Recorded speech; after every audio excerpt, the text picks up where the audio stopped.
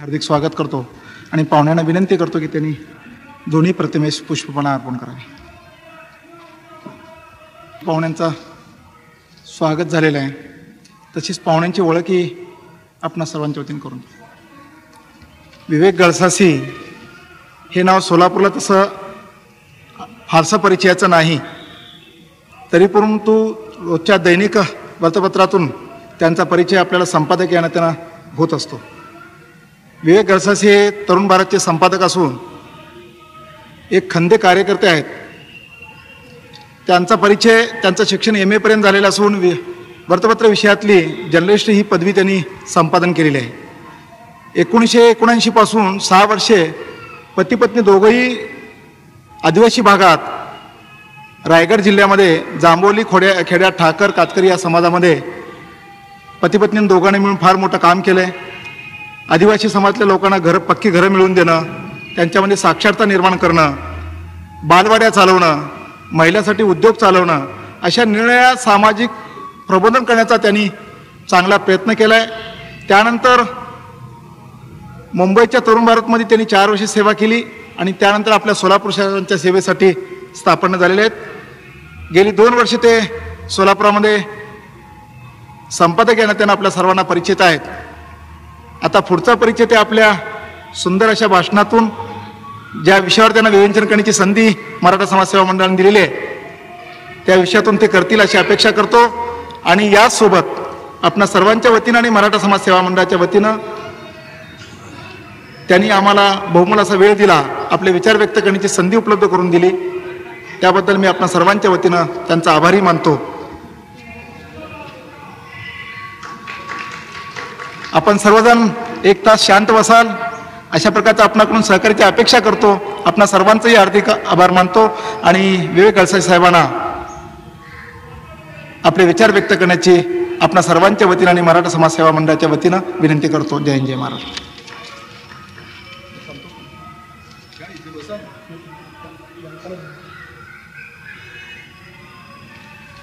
सेवा मंडळाचे सर्व सन्माननीय अधिकारी आणि या व्याख्यानमालेसाठी उपस्थित असलेले सोलापूरकर स्त्री पुरुष, आत्ता माझा परिचय करून दिला गेला. मंडळाच्या वतीनं स्वागतही करण्यात आलं आणि या दोन्ही गोष्टी झाल्याबरोबर संयोजक खाली जाऊन बसलेले आहेत. आजचा माझा जो विषय आहे त्या विषयावर तुमची जी प्रतिक्रिया होईल असं त्यांना वाटतं, त्या भीतीपोटी कदाचित ते खाली जाऊन बसले असावे. का कुणास ठाऊक सपाटे साहेब जेव्हा म्हणाले की मी प्रेक्षकांमध्ये श्रोत्यांमध्ये बसतो, तेव्हा मला एक गोष्ट आठवली. माझ्यासारख्याच एका भल्या गृहस्थाला एका गावामध्ये व्याख्यानासाठी बोलवलं होतं. माझ्यापेक्षा शहाणा माणूस होता तो. भाषण तर अगदी अवघड विषयावरती होतं, धर्म, विज्ञान, तत्वज्ञान. आणि 1-1.25 तास त्याचं भाषण झाल्यानंतर पुढे असलेल्या शिल्लक राहिलेल्या श्रोत्यामधून एक काळा कभिन्न अर्धांड उंचापुरा असा धिप्पाड माणूस हातामध्ये एक लखलखता सुरा घेऊन धावत धावत व्यासपीठाकडे आला. आता वक्ता विद्वान होता, त्यामुळे सुरा वगैरे पाहिलं की तो घाबरणार हे नक्की. कारण का विद्वान माणसाला असं काही शस्त्र पाहिलं की फार भीती वाटते. बोलणं सोपं असतं, पण प्रसंग समोर उभा ठाकल्यानंतर फार अवघड परिस्थिती असते. वक्ता घाबरला, थरथर थरथर थरथर कापायला लागला. त्याच वेळेला तो माणूस त्याच्या अगदी समोर येऊन उभा राहिला वक्त्याच्या आणि म्हणाला की घाबरू नका, तुम्हाला मी मारणार नाहीये, तुम्हाला कोणी बोलवलं त्याचं नाव सांगा, जरा त्याच्याकडे एकदा पाहून घेतो मी. कदाचित असं काही होण्याची शक्यता वाटली असल्यामुळं संयोजकांनी पहिल्यांदाच हे धोरण स्वीकारलं की आपण आपलं खाली जाऊन बसा. परंतु त्यातला दुसरा भाग मला माहिती आहे की ते माझे चांगले मित्र आहेत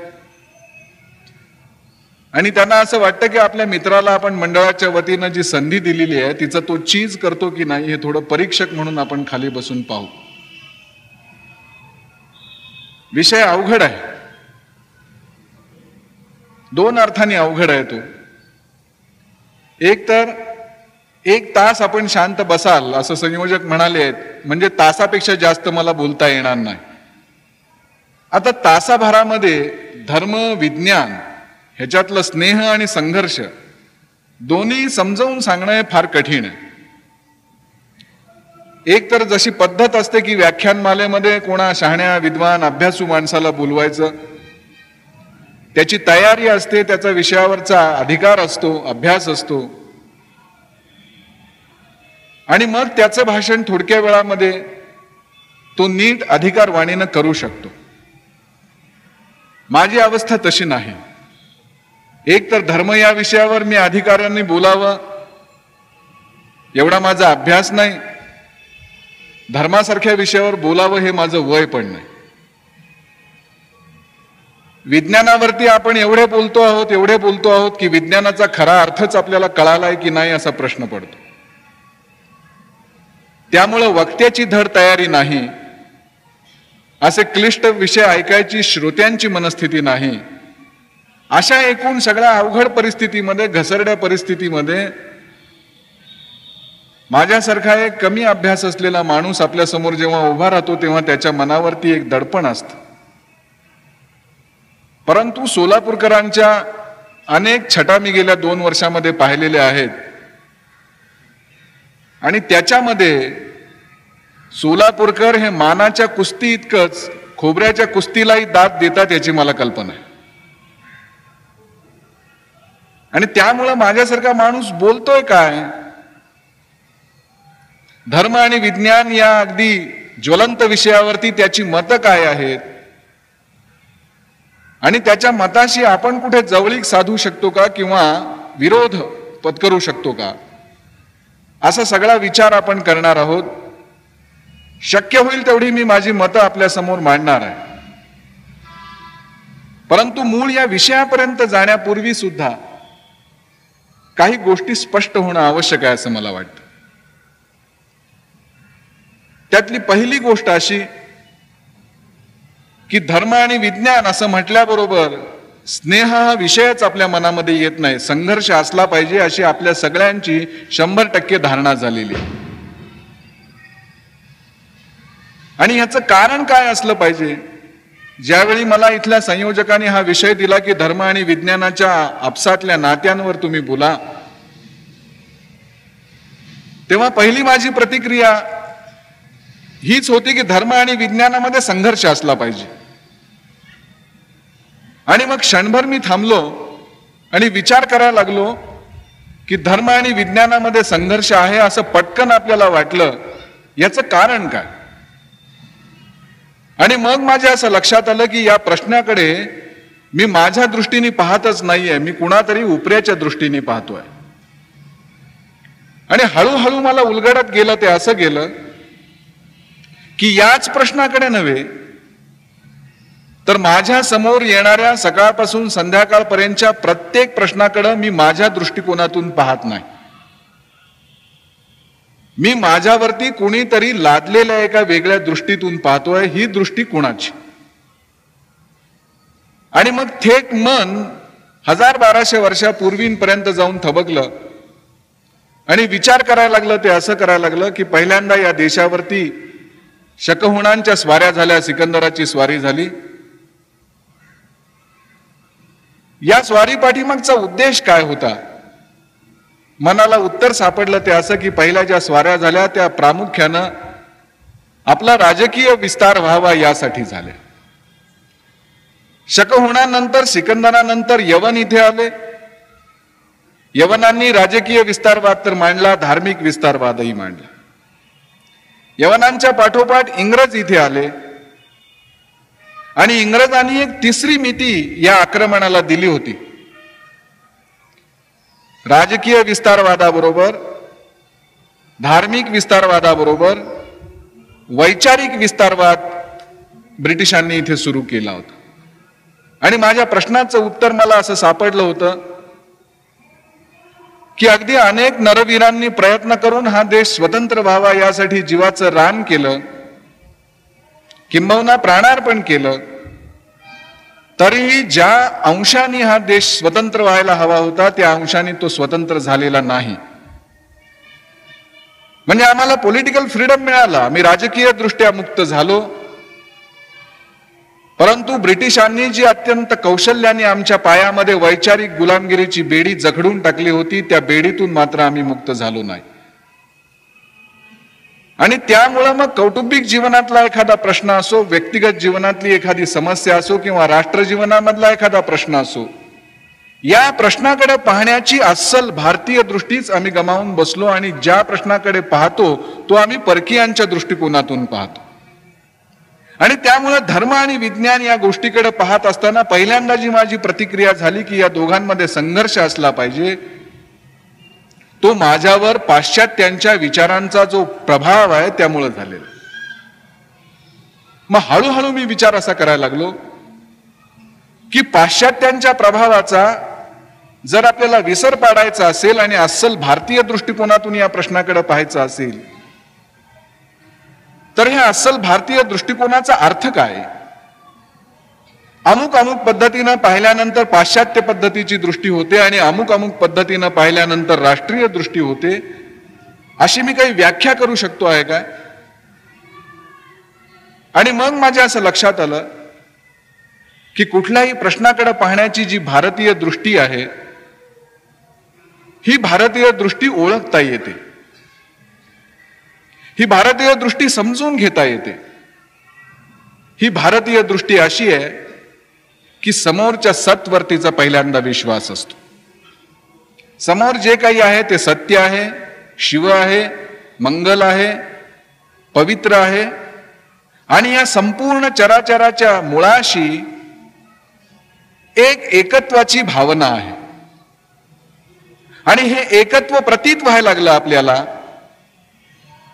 की मग हळूहळू पाश्चात्यांनी आपल्याला जो पृथक्करणाचा एक विचार दिलेला आहे की प्रत्येक गोष्टीचं तुम्ही विभाजन करा, तुकडे करा आणि मग त्याचं परीक्षण करायला सुरुवात करा, यापेक्षा भारतीय मन आपल्याला असं सांगायला लागतं की तुकड्या तुकड्यांमध्ये तू विचार न करता या सगळ्याचा एकत्रित साकल्याने विचार कर. भगवान बुद्ध ज्याला सम्यक विचार म्हणतात अशा पद्धतीचा तू विचार कर आणि मग तुझ्या लक्षात यायला लागेल की तुझ्या समोर असलेले जे प्रश्न आहेत त्याची उत्तरं तुला परक्यांकडे मिळणार नाहीत, ती तुला इथल्या मातीतून शोधावी लागतील. आणि असा मग भारतीय दृष्टिकोनातून जेव्हा मी धर्माकडे आणि विज्ञानाकडे पाहायला लागलो तेव्हा माझ्या असं लक्षात आलं की धर्माचं आणि विज्ञानाचं भांडण असलं पाहिजे, या दोघांमध्ये संघर्ष असला पाहिजे असं जे मला वाटलं पाश्चात्यांच्या प्रभावामुळं, त्याचं कारण हे आहे की धर्माचा जो पाश्चात्यांनी मला अर्थ शिकवलेला आहे तोच मी गृहीत धरलेला आहे. धर्म या शब्दाचं इंग्रजी भाषेतलं भाषांतर विचारलं तर 5वी पासून अगदी त्यातला अंतिम शिखरावरती असलेला एखादा ज्ञानवंत सुद्धा धर्म या शब्दाला इंग्रजी भाषेमध्ये रिलिजन असा शब्द देईल.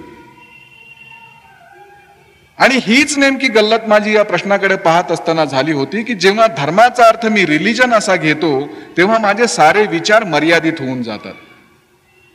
रिलिजन हा तर एक संप्रदाय असू शकतो, रिलिजन ही एक उपासना पद्धती असू शकते, रिलिजन हे एखाद्या कर्मकांडाचं नाव असू शकतं, परंतु रिलिजन हा संपूर्ण जीवनाला व्यापून टाकणाऱ्या जीवन तत्वज्ञानाचं किंवा जीवन दर्शनाचं नाव असू शकत नाही.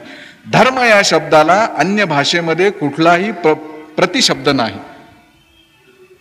धर्मामध्ये हे सारं येतं आणि तरीही धर्म दशांगुळ उरतो अशी आपली समजूत आहे आणि ही योग्य आहे. त्यामुळे धर्म म्हणजे रिलिजन नव्हे हे एकदा नक्की झालं की विज्ञान म्हणजे सायन्स नव्हे हेही पटायला लागतं. आपण सामान्यतः विज्ञानाचं भाषांतर विज्ञान शाखेचे विद्यार्थी सुद्धा आम्ही सायन्स साईडला आहोत असं करतात, परंतु विज्ञानाचा अर्थ सायन्स असा घेतला तर मग धर्माचा अर्थ रिलिजन असं घेऊनच ह्या दोघांचं भांडण लावावं लागतं. परंतु सायन्स, सायर, टू नो, जाणणे, एखादी गोष्ट समजून घेणे म्हणजे सायन्स. म्हणजे विज्ञान वेगळं आहे सायन्स वेगळं आहे आणि धर्म वेगळा आहे.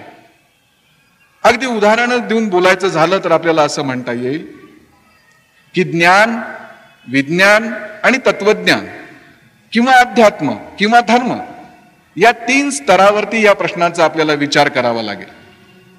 म्हणजे आपल्या घरामध्ये आपण एखादी मेणबत्ती लावून ठेवलेली आहे. घरामधलं रांगतं मूल त्या मेणबत्तीकडे पाहतं आणि त्याला पहिल्यांदा ज्ञान होतं की इथं काहीतरी चमकणारी वस्तू आहे, प्रकाशमान वस्तू आहे. आणि मग स्वाभाविकपणे त्या रांगणाऱ्या मुलाला या वस्तूचं ज्ञान झाल्यावर ते मूल रांगत रांगत रांगत रांगत त्या मेणबत्तीपर्यंत जायला लागतं आणि ज्योतीच्या आकर्षणामुळे त्या ज्योतीला हात लावायला जातं. तेव्हा त्याच्या हाताला हाय लागते किंवा भाजतं आणि मग ते रांगतं मूल हात मागं घेतं आणि थोडंसं मागं सरकतं. त्याच्या असं लक्षात येतं की ही ज्योत आहे, हे ज्ञान खरं आहे, परंतु या ज्योतीचं आपल्या जीवनातलं स्थान हातात येणं नसून प्रकाश देणं आहे. त्यामुळं वस्तूचं जीवनातलं स्थान समजावून घेणं म्हणजे वस्तूचं विज्ञान समजावून घेणं. आणि तेच रांगतं मूल काही अंतरानं काही काळानं थोडंसं मोठं होतं आणि त्याच्या पाठीवरती आलेलं धाकटं भावंड रांगत रांगत पुन्हा एकदा ती ज्योत पकडायला जायला लागतं. तेव्हा पूर्वानुभवामुळं, ज्ञान आणि विज्ञानाच्या जाणीवेमुळं ते मोठं भावंड आपल्या धाकट्या भावंडाला सांगतं की थांब, हात लावू नको, हात लावला तर पोळेल. याचं नाव अध्यात्म. म्हणजे ज्ञानापासून अध्यात्मापर्यंत एक शृंखला असल्यामुळं आणि ही शृंखला आपण भारतीय असू तरच यातलं एकात्म सूत्र आपल्या लक्षात येणार असल्यामुळं या साऱ्या प्रश्नाचा विचार करत असताना पाश्चात्यांच्या परिभाषेचा आपल्याला त्याग करावा लागेल. आणि मग हळूहळू असं उलगडायला लागेल की धर्म आणि विज्ञान आपण समजतो असे 2 वेगवेगळे भाग नाहीत, तर धर्माचे एक व्यापक प्रांगण आहे, त्याच्यामध्ये विज्ञानाची काही वृक्षवल्ली उभी आहे. आणि मग त्याच अर्थाने त्याच आधारावरती दुसरा एक विषय आपल्या डोळ्यासमोर येतो की असं असताना जगभरातले विचारवंत असं का म्हणतायत की धर्माचं आणि विज्ञानाचं गणित जमणार नाही. म्हणजे पाश्चात्य राष्ट्रांमध्ये ही तर चर्चा मोठ्या प्रमाणावरती आहे की विज्ञानाचा पुरस्कार करणारे आग्रहाने धर्माला आफूची गोळी म्हणत आले. धर्म ही आफूची गोळी आहे. ज्या संकल्पनेनं कार्ल मार्क्सनी रिलिजनला आफूची गोळी म्हटलं तो 100% बरोबर होता. परंतु त्याचं आमच्या देशी लोकांनी, देशी विचारवंतांनी, देशी पुरोगाम्यांनी जे भाषांतर केलं की धर्म ही आफूची गोळी आहे, ते मार्क्सवर सुद्धा अन्याय करणार. परंतु एकदा आपण ही मनाशी सांगड घालून घेतलेली आहे की पाश्चात्यांच्या मोजपट्टीनेच आपण आपले सगळे समस्या सोडवून घ्यायच्या, तेव्हा आपल्याही मनामध्ये यायला लागतं की अमेरिकेमध्ये जर धर्माचं आणि विज्ञानाचं भांडण आहे, इराकमध्ये धर्माचं आणि विज्ञानाचं भांडण आहे, तर या आर्यवर्तामध्ये सुद्धा, या भरतभूमीमध्ये सुद्धा विज्ञान आणि धर्माचं भांडण असलं पाहिजे. कारण का मॉस्कोमध्ये पाऊस पडल्यानंतर भारतामध्ये छत्री उघडून हिंडायची आपल्याला सवय लागलेली. परंतु कधीतरी एकदा नाही, मी या पद्धतीनं गतानुगतिक होऊन विचार करणार नाही, मी माझ्या बुद्धीचा वापर करेन, थोडं थांबून विचार करायला लागेल की साऱ्या अभारतीय धार्मिक लोकांनी, म्हणजे ज्या धर्मांचा उदय भारतामध्ये झालेला नाही, अशा सर्व धर्मातल्या लोकांनी विज्ञान आणि धर्म यांचं भांडण आहे असं आग्रहाने प्रतिपादन केलं. विशेषतः औद्योगिक क्रांतीनंतर संपूर्ण विश्वामध्ये विज्ञानाचा सोसाटा एवढा मोठ्यानं सुरू झाला की धर्माची इथं तिथं उभी असलेली, म्हणजे रिलिजनची इथं तिथे उभी असलेली वसाहती या पार उन्मळून पडायला लागल्या. आणि मग सगळ्या जगातले तत्ववेत्ते आणि आपले परात्पर गुरु असं म्हणायला लागले की धर्माचं आणि विज्ञानाचं भांडण असलं पाहिजे. पण हे आपण समजून घेतलं पाहिजे की जेवढे अभारतीय संप्रदाय आहेत त्यांचं आणि विज्ञानाचं भांडण आहे, त्याचं कारण अभारतीय संप्रदायातल्या तत्वज्ञानावरच विज्ञानाने प्रश्नचिन्ह निर्माण केलं. म्हणजे कसं प्रश्नचिन्ह निर्माण केलं, तर आमचे ख्रिस्ती आणि मुस्लिम बांधव परंपरागतरित्या हे मानत आलेले आहेत की जे त्यांच्या धर्मग्रंथांमधून त्यांना सांगितलंय की एक आदी नर आणि मादी होते. एक कोणीतरी नर आणि मादी पहिल्यांदा या जगावरती परमेश्वराने पाठवले आणि ही संपूर्ण धर्तीवरची जीवसृष्टी जी आहे ती ह्या आदाम आणि ईव पासून सुरू झाली. धर्माने सांगितलेलं आहे आणि आपण परंपरागत मानत आलेलो आहोत. डार्विन उभा राहिला आणि म्हणाला की हे खोट आहे. डार्विननी प्रयोगाने विज्ञानाच्या आधाराने असं सिद्ध करून दाखवलं की एका नर मादीपासून सगळ्या सृष्टीची निर्मिती होणं अशक्य आहे. एवढ्या वेगवेगळ्या पेशी, एवढ्या वेगवेगळ्या जाती, एवढ्या वेगवेगळ्या तऱ्हा एका सस्तन प्राण्यापासून निर्माण होणं शक्य नाही. आणि मग डार्विननी उत्क्रांतीची थिअरी मांडली. आणि मग तिथे असा प्रश्न सुरू झाला की धर्म सांगतोय खरं, म्हणजे संप्रदाय सांगतोय खरं, आपल्या धर्मग्रंथामध्ये सांगितलं आहे ते खरं, की डार्विन महाराज सांगतात ते खरं. या दोन्ही धर्मग्रंथांमध्ये असं ठामपणे सांगितलेलं आहे की पृथ्वीच्या भोवती संपूर्ण व्योममंडलातले ग्रह, तारे, नक्षत्र, सूर्य, चंद्रादी समवेत पृथ्वीच्या भोवती फिरत आहेत. खगोलशास्त्रज्ञांनी सब प्रयोग हे सिद्ध केलं की ही वस्तुस्थिती नाही. संपूर्ण जगाचा इतिहास 4,500 वर्षाचा आहे असं आम्हाला बायबल सांगतं.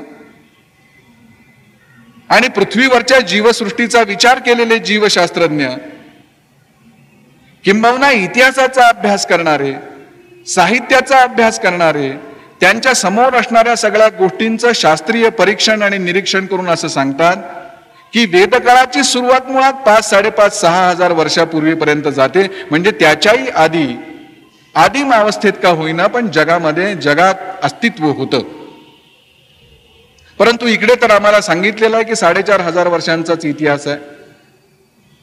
संपूर्ण पृथ्वी परमेश्वराने 6 तासामध्ये निर्माण केली ही आमच्या अभारतीय संप्रदायकांची आस्था आहे. विज्ञान म्हणतं की हे अशक्य आहे. आणि त्यामुळं अशा पद्धतीच्या अशास्त्रीय धार्मिक तत्वज्ञानावरती ज्यांची मदार होती त्या धर्मगुरूंनी प्रत्येक वेळी ज्ञानाच्या, सत्याच्या जवळ जाणारं हे विज्ञान थोपून ठेवण्याचा प्रयत्न केला. त्यावेळी धर्म आणि विज्ञानामध्ये संघर्ष सुरू झाला असं जगामध्ये चित्र दिसलं. परंतु भारतीय जीवनाचा विचार करत असताना, भारतातल्या अन्यान्य संप्रदायांचा विचार करत असताना, जैनिझम घ्या, बुद्धिझम घ्या, वैदिक तत्वज्ञान घ्या, याच्यामध्ये कुठेही कधीही आपल्याला हा संघर्ष जाणवलेला नाही. कारण का या तिन्ही तत्वज्ञानाचा मूलभूत आधारभूत जो विचार आहे तो अत्यंत शास्त्रशुद्ध आहे. आणि त्यामुळे भारतीय तत्व प्रणाली जी आहे तिचं विज्ञानाशी कधीच संघर्षाचं नातं नव्हतं. उलट विज्ञानाशी अत्यंत स्नेहाचं नातं होतं. बौद्ध तत्वज्ञान हे तर शुद्ध विज्ञानवादी तत्वज्ञान आहे. असं असल्यामुळे, परंतु आपले सगळे गुरु आणि ग्रंथ हे पाश्चात्य असल्यामुळे आपणही असं भाबडेपणाने समजत आलो की विज्ञानाचं नाव काढल्याबरोबर धर्माच्या अंगाचा थरकाप उडाला पाहिजे. परंतु ही वस्तुस्थिती नाही. उलट भारतीय जीवनामध्ये धर्म आणि विज्ञान हे एकमेकांना पूरक होत गेलेले आहेत असं आपल्या लक्षात येतं. भारतातल्या कुठल्याही एखाद्या तुम्ही तात्विक शाखेचा विचार करायला सुरुवात करा, कुठलंही एखादं दर्शन आपल्या हातामध्ये घ्या आणि विचार करायला सुरुवात करा की इथल्या प्रत्येक गोष्टीची रचना अत्यंत शास्त्रशुद्ध पद्धतीने केली आहे. सांगण्याची पद्धत वेगवेगळी असेल, सांगण्याची शैली जरा वेगळी असेल, कधी सरळ सोट पद्धतीनं सांगितलं असेल, कधी कवितातून सांगितलं असेल, कधी रूपकातून ते सांगितलं असेल. म्हणजे अनेकदा जेव्हा मी विचार करायला लागतो मला असं जाणवतं की आपली अवस्था रत्नांची खाण पाठीवर घेऊन जाणाऱ्या एका गाढवासारखी झाली. म्हणजे खरोखर एवढा मोठा वारसा ज्या देशातल्या तरुणांना लाभलेला आहे त्या तरुणांनी आपल्या पाठीवरती जे काही ओझं आहे ते थोडंसं एकदा चाचपून पाहायला पाहिजे. आपण नुसतंच दगडविटांनी भरलेली गोणी पाठीवरती वाहून नेणारे गाढव नाही.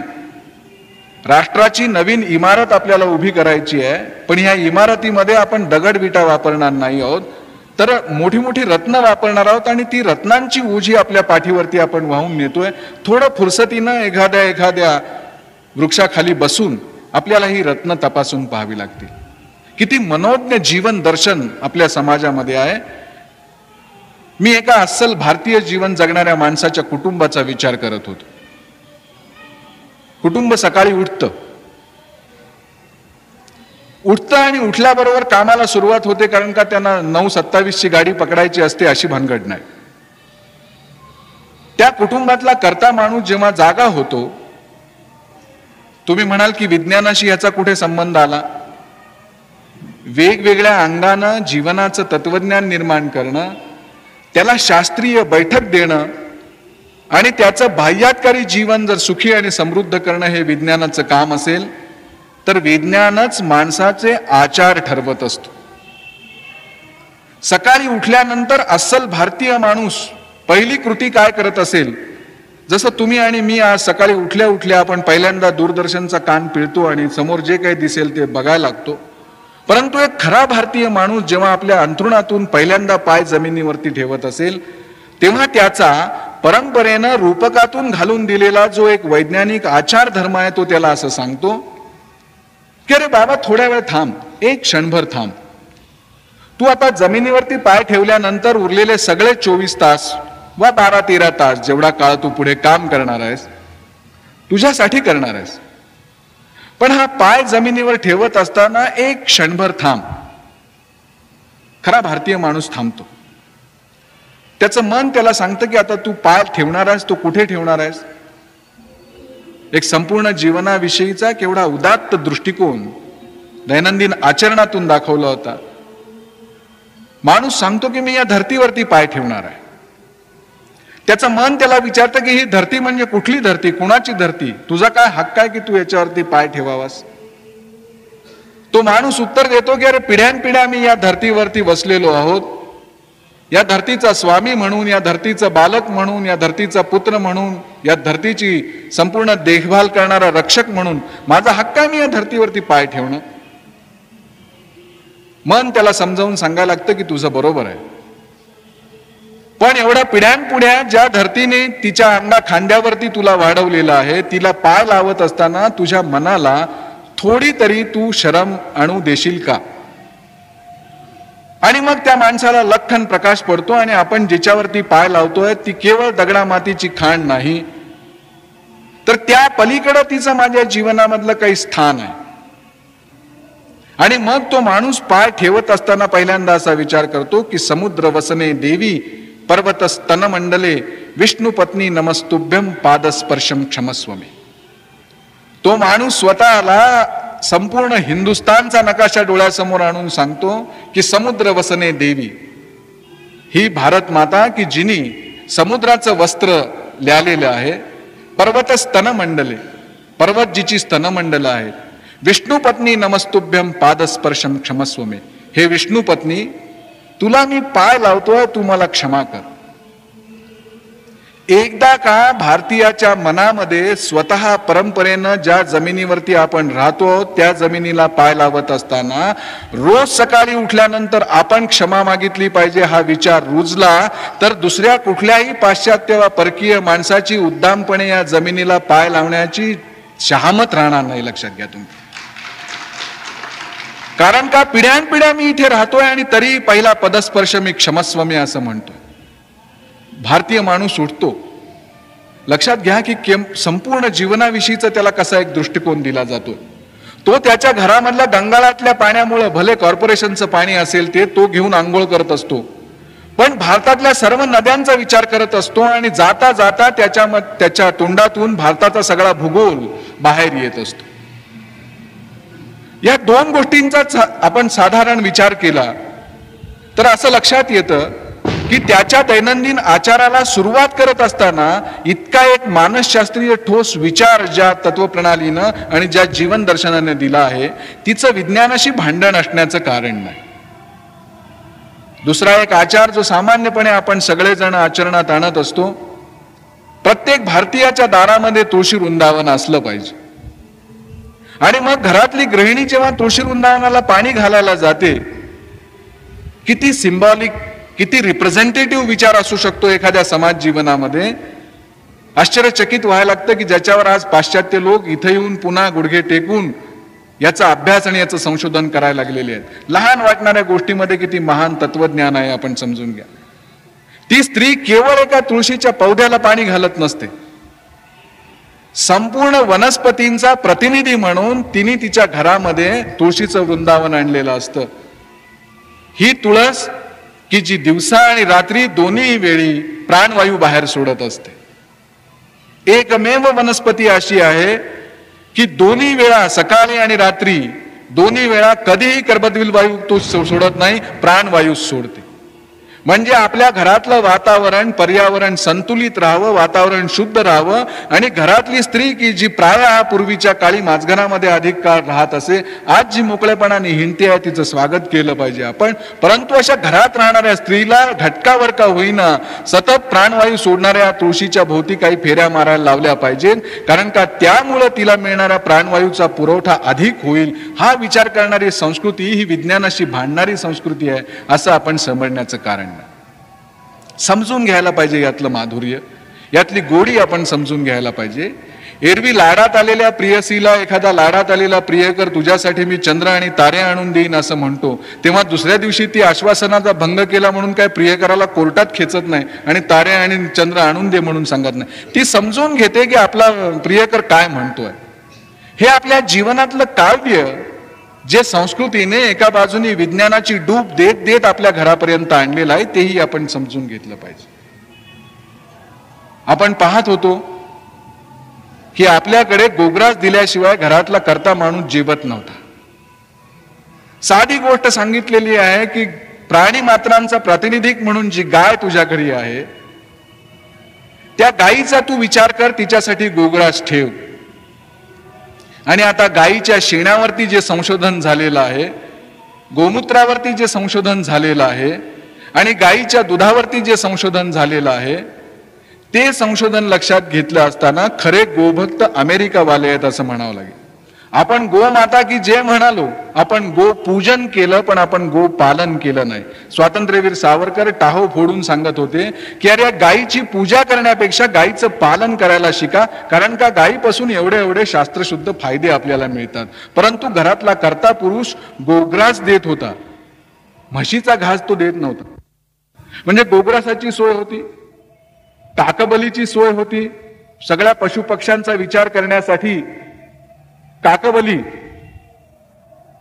अग्नीची पूजा, त्या अग्नीच्या पूजामध्ये विशेष काष्ठ जाळून तो धूर मुद्दाम निर्माण करणं. आणि आपल्या सोलापूर शहरामध्ये एका शाळेमध्ये हा प्रयोग करून दाखवलेला आहे की विशिष्ट काष्ठांचं ज्वलन जर नित्यशः घडलं तर भोवतीच्या संपूर्ण वनस्पतींच्या वाढीवर सुद्धा परिणाम होऊ शकतो. हे आज आपल्या सोलापुरामध्ये साकार केलेला प्रयोग आहे. म्हणजे संपूर्ण आचार पद्धती अशा पद्धतीनं धार्मिकतेशी जोडली होती की ज्यातून विज्ञानाचा विचार मनामध्ये दृढमूल व्हावा. परंतु केवळ विज्ञानाचा विचार नव्हे, तर धार्मिकतेतून विज्ञानाचा विचार देत देत सामाजिक जाणीव सुद्धा माणसांच्या मनामध्ये निर्माण झाली पाहिजे, याचाही भारतीय धर्माने विचार केलेला आहे. आणि म्हणून भारतीय माणूस ज्याला आराध्य समजतो त्याची पूजा अर्चा तो कशी करतो हे सुद्धा समजून घेण्यासारखं. आपण आपल्या घरामध्ये मूर्ती आणतो. शिवजयंतीच्या काळामध्ये आपण शिवाजी महाराजांची प्रतिमा इथे आणली. शिवाजी महाराजांची प्रतिमा उचलून आपण इथे कोपऱ्यात ठेवली नाही. आपण या संपूर्ण व्यासपीठावरच्या अशी जागी शिवाजी महाराजांची प्रतिमा ठेवली की ज्या जागेपेक्षा उत्तम जागा दुसरी असणार नाही. हा केवळ भाबडेपणाचा विचार नाही, याच्या पाठीमागे सामाजिक संस्काराची जाणीव आपल्या परंपरेने आपल्या मनामध्ये बिंबवायचा प्रयत्न केलेला आहे. ती अशी की तुझ्या दृष्टीनं जे जे उपास्य आहे, जे जे श्रद्धेचं आहे, जे जे आराध्य आहे, जे जे मंगल आहे, ते तुझ्या घरामध्ये तू अशा ठिकाणी ठेव की जी सर्वात चांगली जागा असेल. मग परमेश्वर, मग कोणी एखाद्या देवीची मूर्तीची पूजा करेल, कोणी एखाद्या गणपतीची करेल, कोणी दत्ताची करेल, कोणी कुठल्याही गोष्टीची करेल, पण आपल्या दृष्टीनं जे पूजनीय आहे त्याची प्रतिष्ठापना आपण अशा ठिकाणी केलं पाहिजे की देवाला सुद्धा आपण एक घर दिलं पाहिजे, देवघर. आणि मग हळूहळू माणसाच्या मनावरती असा संस्कार व्हायला लागतो की आपल्या दृष्टीनं अत्यंत पूजनीय असणाऱ्या प्रत्येकाला देवघर भेटलं पाहिजे. मग ही आराध्य देवता सोडल्याबरोबर त्या खालोखाल किंबहुना तितकंच माझ्या दृष्टीनं उपास्य आणि आराध्य काय असेल तर सहस्त्रपाद, सहस्रहस्त्र, सहस्रशीर्ष असा जो समाज पुरुष आहे तो माझ्या दृष्टीनं श्रद्धेचं आणि पूजेचं स्थान आहे. तर समाजातल्या प्रत्येक माणसाला राहण्यासाठी किमान घर आहे की नाही याचा विचार मी माझ्या मनामध्ये आणला पाहिजे. हा एक सामाजिक संस्कार येतो.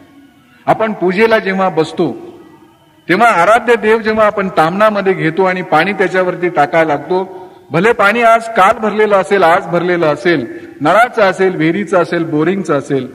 परंतु म्हणताना आपण असं म्हणतो की शुद्धोदक स्नानम समर्पयामि. शुद्धोदक माझ्या दृष्टीनं जे आराध्य आहे, पूजनीय आहे, त्याच्यासाठी मी शुद्धोदक समर्पित करतोय, शुद्ध पाणी देतो आहे. त्यामुळं आळ्या मिश्रित पाणी, तांबडं पाणी, मळी मिश्रित पाणी आणि कॉर्पोरेशनवर मोर्चे हे प्रकरण आपोआप टळून जातं. माझ्या दृष्टीनं जे जे श्रद्धेय आहे, हा समाज श्रद्धेय आहे, तर या समाजाला शुद्धोदक मिळालं पाहिजे. याच्यामध्ये एक सहभागाचा आणि सहजीवनाचा जो विचार आहे तोही लक्षात घ्या की पुरुष पूजा करतो आहे, तो सक्रिय आहे या समाजाच्या पूजेमध्ये, परंतु स्त्री मात्र निष्क्रिय नाही. पुरुष जेव्हा समाजाची पूजा बांधायला बसतो तेव्हा ती गेजा माळा करते, कापसाच्या माळा करत असते ती, आणि त्याच्यामध्ये हळदी आणि कुंकवाची बोटं लावून ती थोडीशी कापसाची माळ रंगीबेरंगी करत असते. आणि त्यावेळी त्याच्या बाजूला बसलेली पत्नी ह्या गेजामाळा करत असताना एकाग्रपणे आपल्या पतीकडे पाहत असते की जो त्याच्या जीवनातल्या अत्यंत श्रद्धेय गोष्टीची पूजा बांधतोय. पत्नीच्या मनामध्ये येत असतं की ज्याची श्रद्धेय म्हणून आपल्या पतीने पूजा बांधलेली आहे त्या अत्यंत श्रद्धेय अशा व्यक्तिमत्वासाठी मी हे महावस्त्र तयार करते. हे महावस्त्र तयार करण्यामध्ये माझा सहयोग आहे, माझं कॉन्ट्रीब्युशन आहे, माझी इन्व्हॉल्वमेंट आहे. म्हणजे माझ्या नवऱ्याच्या दृष्टीनं जर दलितांची सेवा, आदिवासींची सेवा, मागासवर्गीयांची सेवा ही त्याच्या जीवनातली पूजा असेल तर त्याच्यामध्ये मी खांद्याला खांदा लावून उभारलं पाहिजे. असा एक माझघरातल्या स्त्रीवर सुद्धा सामाजिक संस्कार व्हावा, असा समाजशास्त्रीय विचार दैनंदिन पूजेच्या आचरणामध्ये बसवणारी आपली संस्कृती आहे.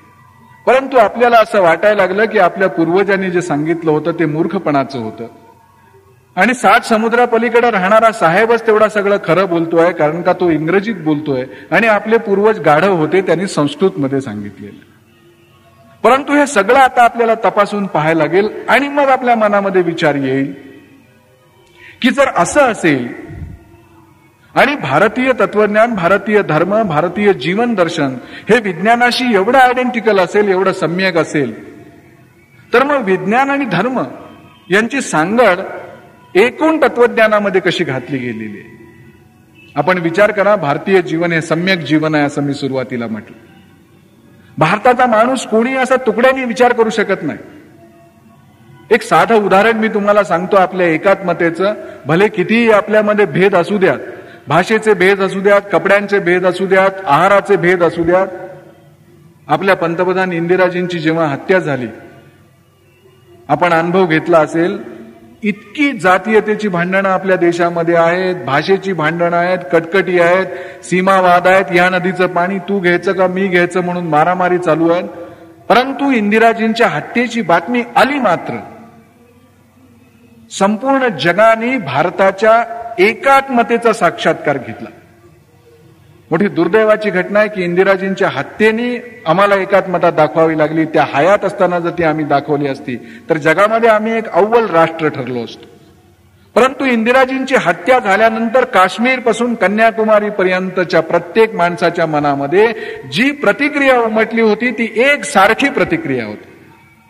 इंदिराजींच्या हत्येनंतर मी दिल्लीमध्ये होतो. दिल्लीमध्ये परकीय पत्रकार बसले होते.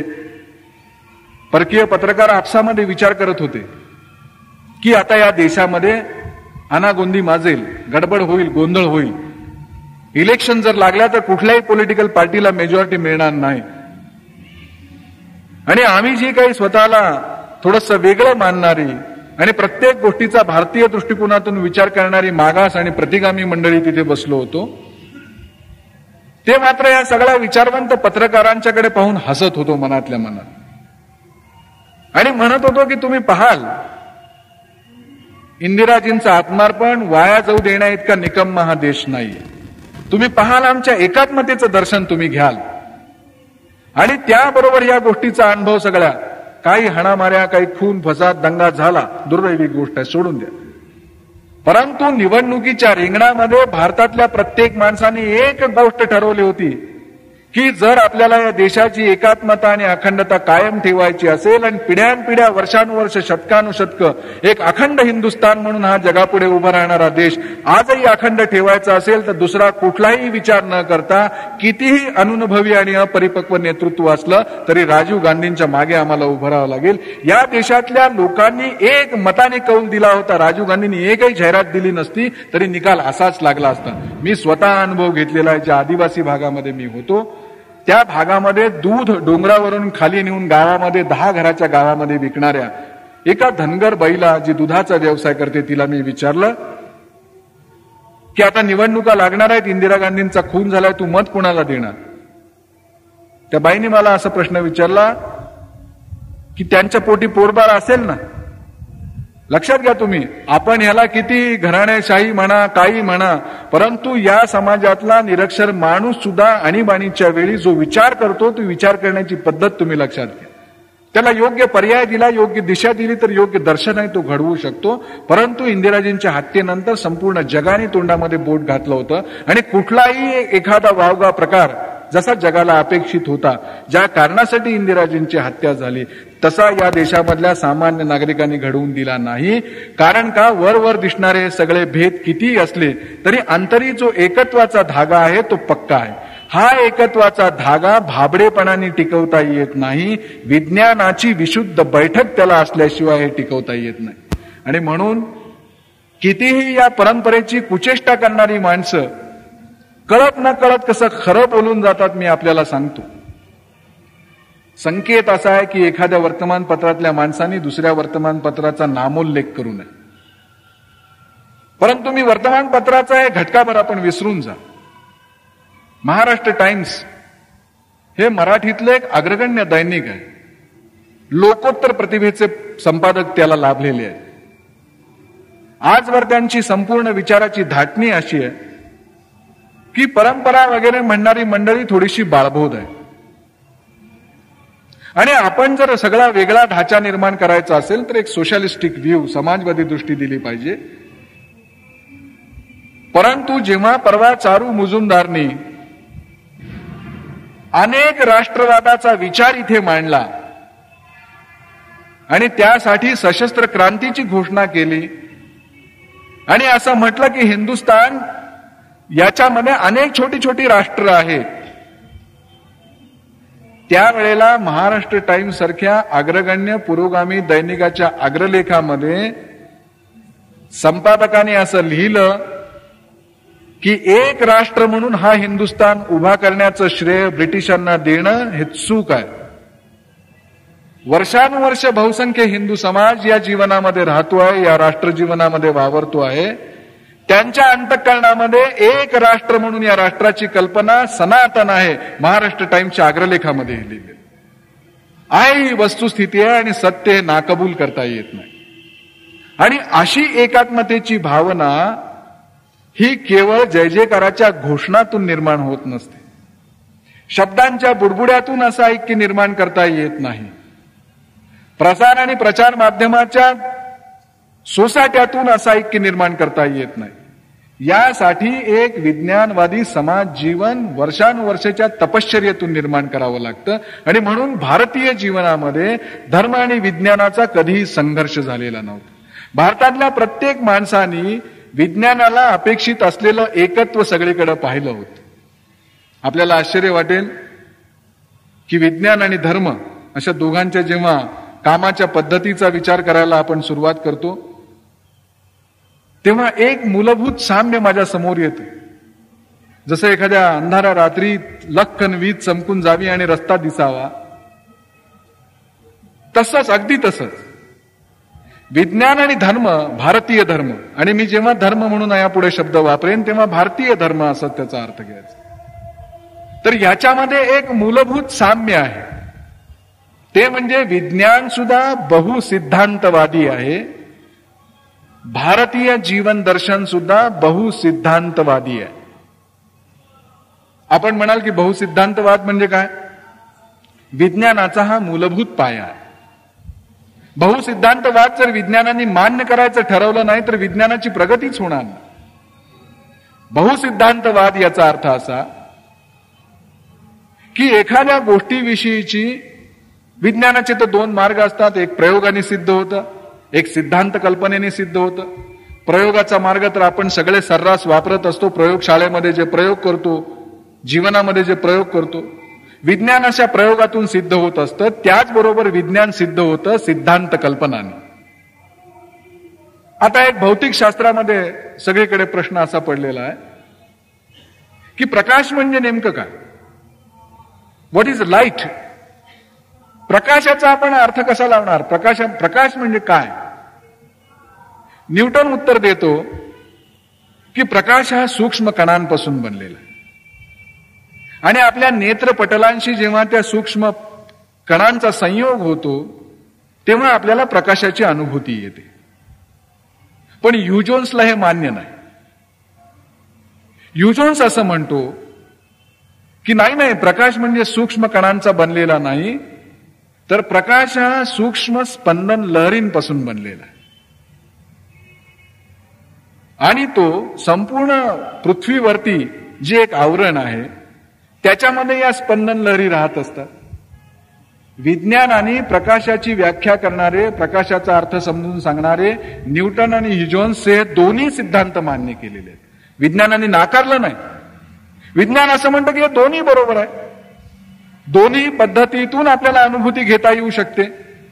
दोन्ही पद्धतीचा एक सिद्धांत कल्पना म्हणून स्वीकार करता येऊ शकतो. याच्या आधाराने पुढे येणारा एखादा शास्त्रज्ञ हे दोन्ही सिद्धांत खोटे आहेत असं म्हणून तिसरा एखादा सिद्धांत मांडू शकेल. विज्ञानाने ही दोन्ही सिद्धांत मांडलेले आहेत, कारण काय, विज्ञानाचा आत्मा जो आहे तो बहुसिद्धांतवादी आहे. एकम सत विप्रा बहुधा वदंती. भारतीय धर्म असं सांगतात की सत्य एक आहे, त्याचा आविष्कार करण्याच्या पद्धती वेगवेगळ्या आहेत.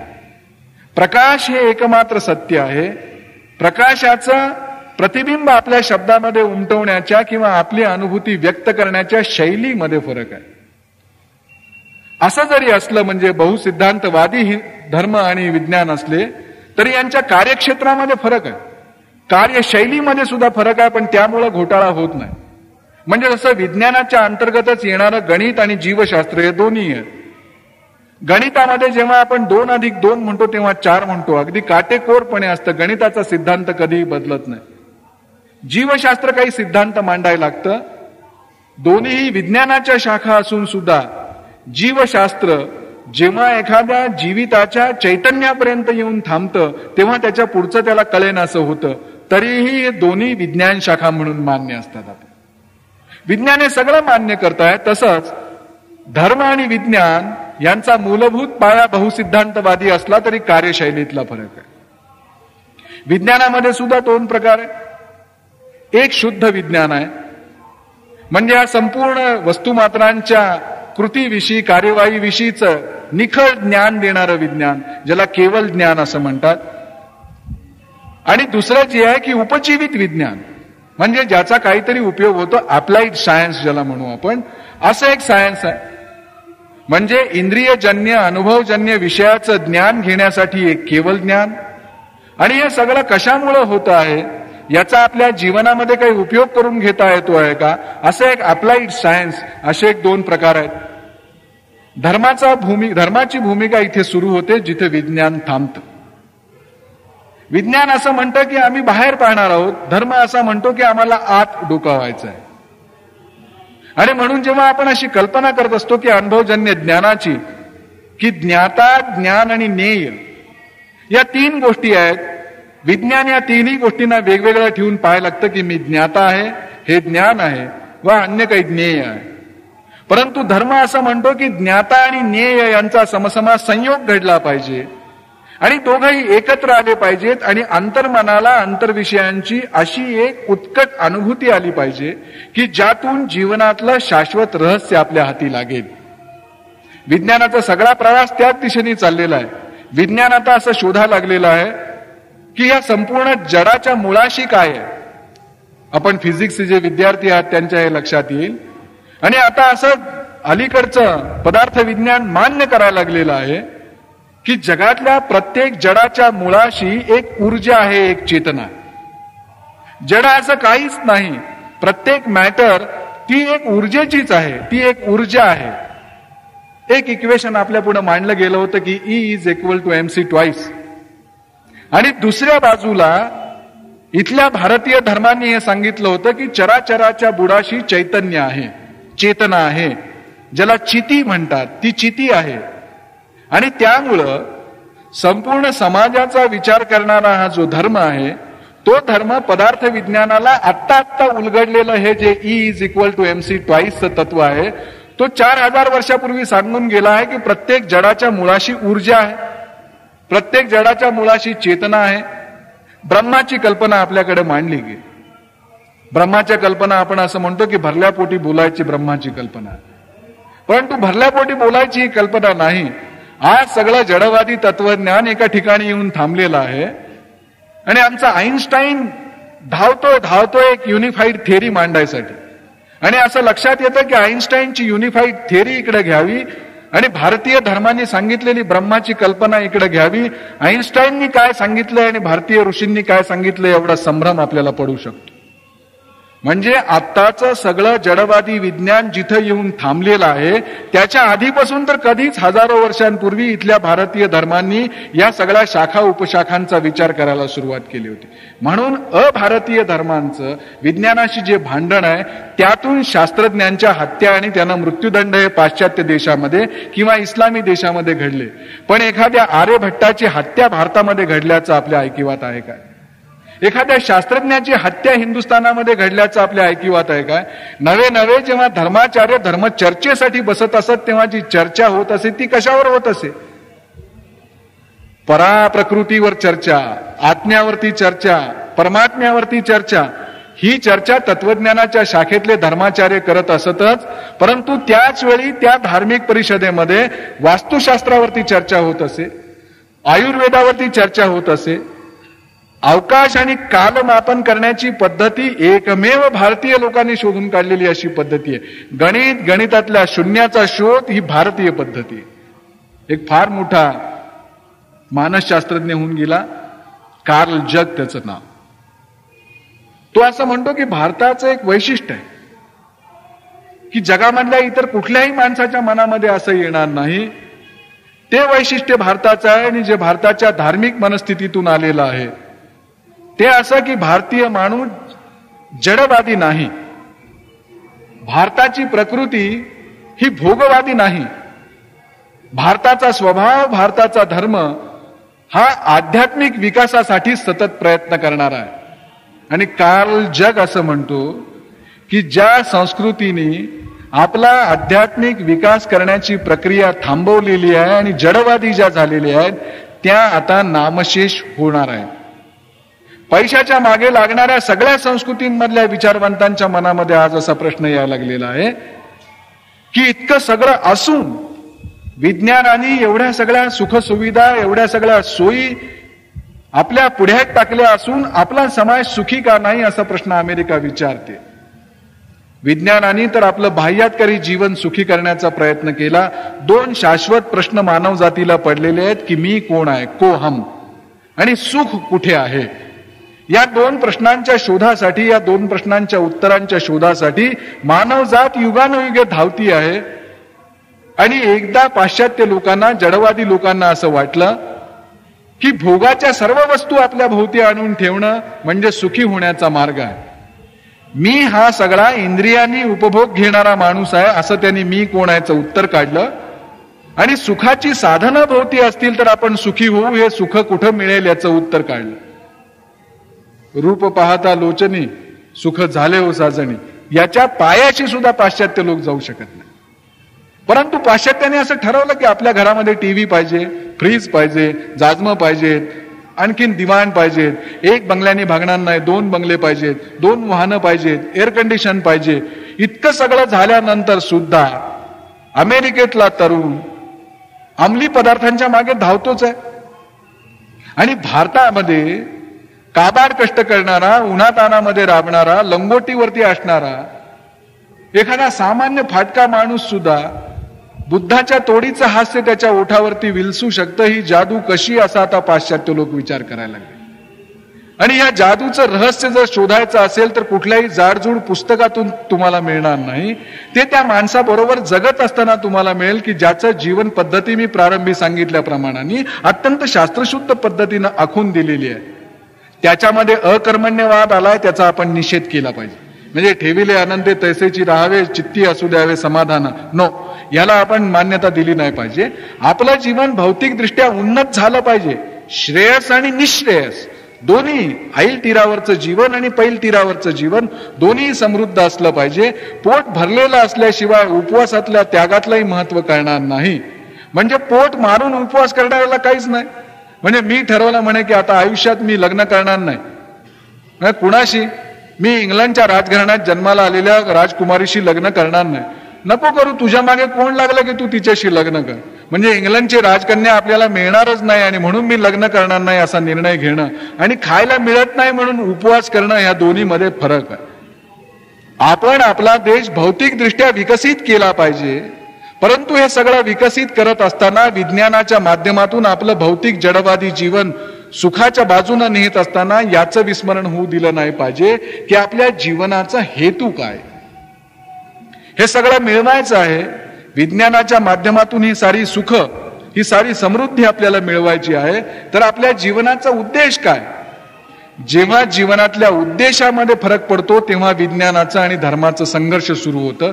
एरवी विज्ञान आणि धर्म हे अगदी मित्रासारखे एकमेकांचा हात धरून चालायला लागतात, जे भारतामध्ये जातात. आणि म्हणून भारताचा तत्ववेत्ता असं सांगतो की बाबांनो, विज्ञानाचं धर्माशी भांडण नाही, विज्ञानाचं अधर्माशी भांडण आहे. कारण का, अधर्म हा असत्य असतो आणि विज्ञानाला असत्य मान्य नसतं. विज्ञान सत्यावरती विश्वास ठेवणारा असतं. बाप दाखव नाही तर श्राद्ध कर असं विज्ञान म्हणतं. पण ह्या विज्ञानाला पूर्ण मोकाट जर आपण सोडून दिलं आणि या विज्ञानावरती काही धार्मिकतेचा म्हणजे पूजापाठाचाच केवळ नव्हे तर नैतिकतेचा अंकुश नसेल, तर आज जग जे सगळं विनाशाच्या कड्यावरती येऊन उभं राहिलेलं आहे की कधी कुणाच्या मनात येईल आणि अणुबॉम्बचा स्फोट होईल आणि सगळं जग नष्ट होईल, ही भीतीच राहणार नाही माणसाला. विज्ञानाची प्रगती होत राहील, पण विज्ञानाची संपूर्ण साधनं ज्यांच्या हातामध्ये आहेत त्यांच्यावरती धार्मिकतेचा म्हणजे नैतिकतेचा अंकुश असेल. त्यामुळे भारतीय ऋषीमुनींनी जी रचना केली जीवनाची, जे पुरुषार्थ चतुष्टय सांगितले, जे 4 पुरुषार्थ सांगितले, त्याच्यामध्ये पहिल्यांदा सांगितला धर्म, दुसऱ्यांदा सांगितला अर्थ, तिसऱ्यांदा सांगितला काम आणि चौथ्यांदा सांगितला मोक्ष. म्हणजे भारतीय धर्माची बैठक अर्थ आणि कामाला टाळत नाही. धन्य गृहस्थाश्रमा म्हणणारा आपला धर्म गृहस्थाश्रमातल्या शरीर सुखांना, इंद्रियजन्य सुखांना नाकारत नाही, हे आपण लक्षात घ्या. म्हणजे आम्हाला अर्थ आणि कामाची प्राप्ती करायची आहे, पण अर्थ आणि काम एका बाजूला धर्म आणि दुसऱ्या बाजूला मोक्ष नावाचे 2 पहारेकरी उभे केलेले आहेत आणि त्याच्यामध्ये अर्थ आणि काम बसवलेलं आहे. त्यामुळं भारतीय पुरुषार्थ जो आहे, जो पुरुषार्थ चतुष्टय म्हणून ओळखला जातो तत्वज्ञानात, तो धर्म अर्थ काम आणि मोक्ष या सगळ्यांचा मिळून केलेला असतो, एकत्र केलेला असतो. पाश्चात्य लोक या 4 पुरुषार्थापैकी 1 वा 2 पुरुषार्थावरती भर देतात आणि ते असं म्हणतात की भाकरी हाच शाश्वत प्रश्न आहे आणि तो सुटला पाहिजे, किंवा काम ही एकमेव गोष्ट अशी आहे की जी मनुष्य जन्मामध्ये येऊन प्राप्त केली पाहिजे. तेव्हा अशा पद्धतीचं धर्माचरण करणाऱ्यांच्याशी मात्र विज्ञानाचं भांडण सुरू होतं. त्यामुळं विज्ञानाचा राग जो आहे तो भारतीय धार्मिक संकल्पनांची नाही, हे आपण लक्षात घेतलं पाहिजे. राग जर असेल की जे मुळातच असत्यावरती उभं आहे त्याच्याशी त्याचा राग आहे. त्यामुळे विज्ञान असा विचार करायला लागतं, विज्ञान असं म्हणायला लागतं की हे सगळं जे चाललेलं आहे, सगळी जी यात्रा निघालेली आहे, सगळा जो प्रवास सुरू आहे तो कशासाठी सुरू आहे, याचं अंतिम गंतव्य स्थान काय, याचं डेस्टिनेशन काय. मग उत्तर शोधायला लागतो. एक चार्ल्स शेरिंग्टन नावाचा शरीरशास्त्रज्ञ होता. त्यांनी एका परिषदेमध्ये असं सांगितलं होतं शरीरशास्त्रज्ञांना की अध्यात्माला अजून शास्त्र म्हणून मान्यता मिळालेली नाही, पण मला खात्री आहे की काही ना काही काळामध्ये अध्यात्म हे शास्त्र म्हणून मान्य होईल. तो असं म्हणतो की केवळ ज्ञान मिळवण्याची इंद्रियजन्य म्हणजे पंचेंद्रिय एवढंच माध्यम आहे असं समजण्याचं कारण नाही. या पलीकडे ज्ञानाची अनुभूती बुद्धीला होते, क्वचित होते, ज्याला आपण साक्षात्कार म्हणतो. पण ज्ञानाची क्वचित होणारी अनुभूती ही असत्य समजण्याचा विज्ञानाला अधिकार नाही. मग तो असं म्हणतो की अध्यात्म एक दिवशी शास्त्र होईल. आणि दुसरा एक सर चार्ल्स रिचेस नावाचा शरीरशास्त्रज्ञच होता, नोबेल पारितोषिक मिळालेला होता. तो असं म्हणतो की मी विचार करतोय की अंधाऱ्या गुहेमध्ये हिंडणाऱ्या पेशी आहेत माझ्या शरीरामध्ये, की ज्यांना कुठलाही ज्ञानेंद्रिय नाही, अंधारामध्ये त्या वावरत आहेत. या पेशींचं चलन वलन मी वर्षानुवर्ष अनुभवलेला आहे, अभ्यासलेला आहे, प्रयोगशाळेमध्ये प्रयोग करतोय. माझ्या असं लक्षात आलं की मानवी शरीरामध्ये चलन वलन करणाऱ्या या पेशी वाटतात तेवढ्या बेभरोशाने हिंडत नाहीत. यांच्या पाठीमागे जणू काही एखाद्या मोठ्या व्यापक शक्तीनं एक ध्येय बांधून दिलं आहे. त्या पद्धतीनं त्यांचं चलनवलन होतं असं नोबेल पारितोषिक विजेता एक शरीरशास्त्रज्ञ म्हणतो. तेव्हा माझ्यासारख्या एखाद्या सामान्य प्रतिगामी माणसाला प्रश्न पडतो की जर शरीरातल्या एका पेशीला जर ध्येयाने बांधलं गेलेलं असेल, त्या एका लोकोत्तर शक्तीला तुम्ही परमेश्वर म्हणा, ईश्वर म्हणा, चैतन्य म्हणा, चिती म्हणा, अल्लाह म्हणा, येशू म्हणा, काही नाव द्या, परंतु त्या शक्तीने जर एका पेशीला एका ध्येयाने एका हेतूने जर बंधित केलं असेल, तर त्या पेशी समूहाने बनलेल्या देहाला सुद्धा एक ध्येय असलं पाहिजे. आणि या देहांचा बनलेला हा जो समाज पुरुष आहे की ज्याच्या आत्म्याच्या आविष्काराला दीनदयाळ उपाध्यायांसारखा एखादा तत्वज्ञान चिती हे अतिशय सार्थ नाव देतो, तेव्हा या चितीच्या आविष्काराला सुद्धा एक हेतू असला पाहिजे. म्हणजे समग्र भारतीय जीवनाला सुद्धा एक हेतू असला पाहिजे. आणि हा हेतू काय आहे? तेव्हा असं लक्षात येतं की सनातन चालत आलेला एक हेतू भारतीय जीवनाला आहे. तो हेतू असा आहे की नराचा नारायण करण्याच्या यात्रेमध्ये आपण निघालेलो. नराचा वानर विज्ञानाच्या अतिरेकाने होईल, पण विज्ञान आणि संपूर्ण भौतिक जडवादी तत्वज्ञान हे नैतिकतेच्या आधाराने येईल. ज्ञान बिना विज्ञान व्यर्थ है यदि नैतिक आधार नाही. म्हणजे ज्ञान आणि विज्ञानाला नैतिकतेची जोड जेव्हा दिली जाईल, तेव्हा नराचा नारायण होण्याची प्रक्रिया सुरू होईल. आणि नराचा नारायण होण्याची प्रक्रिया सुरू जर व्हायची असेल, तर जे ऋषी मुनींनी भारतीय जीवन धर्मातून प्रतीत केलं की प्रत्येक आत्म्याच्या ठिकाणी एक परमात्मा आहे, प्रत्येक पेशीला एक ध्येय आहे, दुसरा शरीरशास्त्रज्ञ म्हणतो, तर या दोन्हीची सांगड घालून आपल्याला विचार करावा लागेल की ज्या धर्माचे आपण पुरस्कर्ते आहोत, उपासना पद्धती मी म्हणत नाही, उपासना पद्धती कुठलीही असू शकते, परंतु ज्या भारतीय धर्माचे आपण पुरस्कर्ते आहोत, मग तो जैन असो, बौद्ध असो, वैदिक असो, त्याचं विज्ञानाशी तिळमात्र भांडण नाही. विज्ञान आणि ते दोघे संगतीने जाणारे आहेत. आता जो गेल्या काही काळामधला 150-200 वर्षामधला जो संभ्रम आपल्या मनामध्ये निर्माण झालेला आहे की आपला धर्म हा सुद्धा अविज्ञानवादी आहे, तो पहिल्यांदा जर काढून टाकायचा असेल तर विशुद्ध भारतीय तत्वज्ञान आपण समजावून घेतलं पाहिजे आणि आपलं व्यक्तिगत जीवनातलं आचरण सुद्धा भारतीयत्वाच्या जवळपासचं असलं पाहिजे. तर ही अनुभूती आपल्याला येणार आहे, तर हा आविष्कार आपल्याला समजणार आहे. पाना फुलातून उलगडणारं जे सृष्टीतलं चैतन्य आहे, दगडामधून साकार होणारं, शिल्पकाराच्या हातातून प्रकट होणारं जे चैतन्य आहे, चित्रकाराच्या कुंचल्यातून कागदावरती उमटणारं जे आहे, कवीच्या शब्दातून कवितेतून प्रकटणारं जे आहे, नाटककाराच्या नाटकातून, अभिनेत्याच्या अभिनयातून, वक्त्याच्या भाषणातून, श्रोत्यांच्या श्रवणातून, आपल्या सगळ्यांच्या अस्तित्वातून प्रकट होणारं जे चैतन्य आहे, त्या चैतन्याचा साक्षात्कार घ्यायचा असेल तर पाश्चात्य जडवादी विचाराचं झापड आपल्या डोळ्यावरून काढलं पाहिजे आणि विशुद्ध भारतीय, शुद्ध भारतीय विचार आपल्या मनामध्ये जागृत केला पाहिजे आणि आपल्या जीवनाचं ध्येय नक्की केलं पाहिजे की नराचा नारायण करायला जर आपण निघालेलं असू तर एकतेतली विविधता नव्हे, तर विविधतेतल्या एकतेवरती आपण आग्रहाने पाहिलं पाहिजे. आणि विविधतेतली एकता तोच माणूस बघू शकतो की जो पूर्ण त्यात परकीय आक्रमणाच्या सोसाट्यामुळे आपण भलत्याच गोष्टीला धर्म समजून राहिलो. आपल्याला असं वाटतं की अमुक पद्धतीचं धार्मिक आचरण जे रोज आपण करतो तोच धर्म आहे. म्हणजे आपण सगळेजण एका अर्थी मूर्खपणाला धर्म समजत आलो आहोत, अंधश्रद्धांना धर्म समजत आलो आहोत, जाती व्यवस्थेला धर्म समजत आलो आहोत. आणि या सगळ्या गोष्टींना धर्म मानत आपण आल्यामुळे आपल्याला असं वाटतं की ही चित शक्ती, हे सगळ्या जगाला भरून राहिलेलं चैतन्य, हेच जणू काही सरकारी अधिकारी आहे आणि एका कोंबडीची लाच दिल्याबरोबर आपल्या जीवनामध्ये सुखाचा तो एकदम पाऊस पडायला सुरुवात करेल. चैतन्य शक्तीला तुम्ही सरकारी अधिकारी समजू नका. ही चैतन्य शक्ती तुमच्या एका कोंबडीसाठी, तुमच्या एका नवसासाठी, तुमच्या 2-11 फेऱ्यासाठी, एखाद्या व्रतासाठी, एखाद्या अभिषेकासाठी, एखाद्या एकादशनीसाठी हापापलेली आहे असं समजणं म्हणजे या चैतन्य शक्तीचा अपमान करण्यासाठी. तुम्ही कसेही वागा, कसेही जगा, अंतःकरणामधली शुद्धता ठेवून तुम्ही जगणार असाल तर तुमचा सूर त्या वैश्विक सुराशी जुडलेला आहे हे तुम्ही लक्षात ठेवा. त्यामुळे मूर्खपणा करून कुंभमेळे साजरे करणं, मूर्खपणा करून बळी देणं, मूर्खपणा करून नवसाहस करणं, मूर्खपणा करून अंधश्रद्धा पाळणं, मूर्खपणा करून अंधश्रद्धा विरोधी अधिवेशनं उधळून लावणं, मूर्खपणा करून बळी देणं व जातीयता पाळणं हे सगळं धर्म समजण्याचा गाढवपणा आपण केलेला आहे. तो आपण सोडून दिला पाहिजे. आपण अत्यंत विज्ञानवादी आहोत. आपले वाडवडील विज्ञानवादी होतो. गाढवपणाला त्यांच्या जीवनामध्ये लेश मात्र थारा नव्हता हे आपण समजून घेतलं पाहिजे.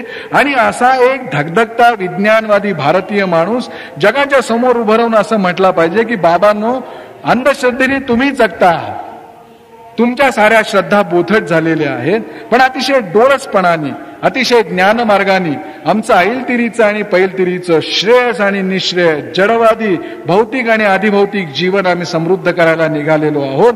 कारण का कोण्या एका माणसाचं 60 वर्षाचं क्षणभराचं आयुष्य, संपूर्ण विश्वरचनेमध्ये माणसाचे 60 वर्ष म्हणजे क्षणभर.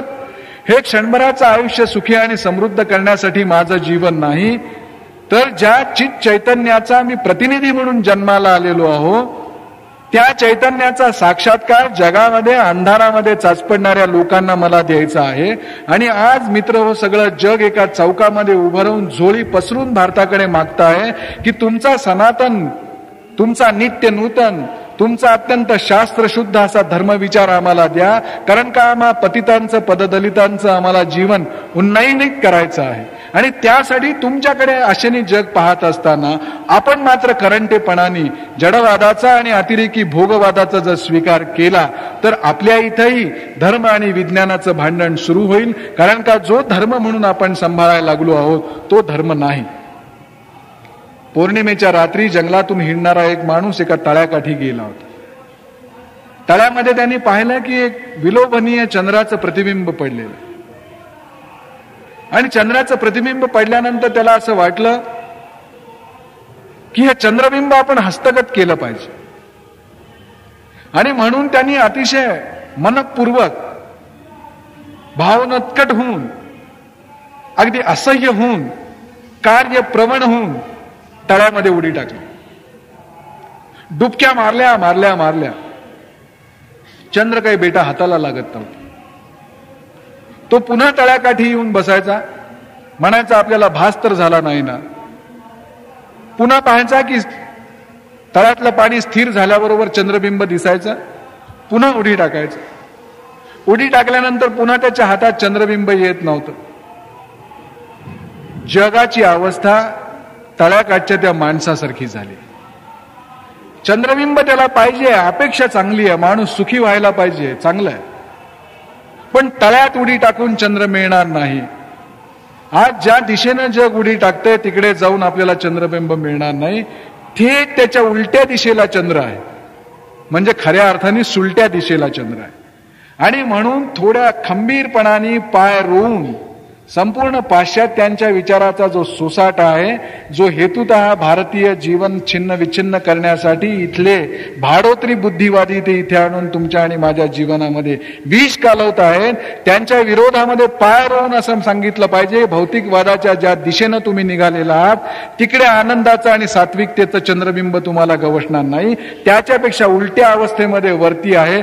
आम्ही भारतीय लोक उन्नत जाणारे आहोत, वरती जाणारे आहोत, अधोगामी आम्ही नाही. त्यामुळे तळ्यात आम्हाला चंद्रबिंब सापडणार नाही. आम्ही आमचा विकास करणार आहोत. कारण का आमच्या जीवनाचं ध्येय नराचा नारायण करायचं आहे, संपूर्ण मानवजात उन्नत करायची आहे. आणि त्यामुळं धर्म, अर्थ, काम, मोक्ष या विशुद्ध वैज्ञानिक बैठकीवर असलेला भारतीय धर्म हा विज्ञानाचा जीवलग आहे, विज्ञानाचा मित्र आहे, विज्ञानाचा सोबती आहे, हे आपण समजून घेतलं पाहिजे. आणि धर्म आणि विज्ञानाचा संघर्ष निर्माण करणारे हे धर्माला अधर्माला धर्म समजतात, असत्याला सत्य समजतात, हे आपण ओळखून घेतलं पाहिजे. आजच्या या व्याख्यानमालेच्या निमित्तानं एवढं जर आपण करायचं ठरवलं तर धर्म आणि विज्ञानातला संघर्ष लवकरात लवकर संपेल आणि आपलंही जीवन उन्नत होईल. मला इथे बोलण्याची परवानगी दिली त्याबद्दल मी आपला आभारी आहे.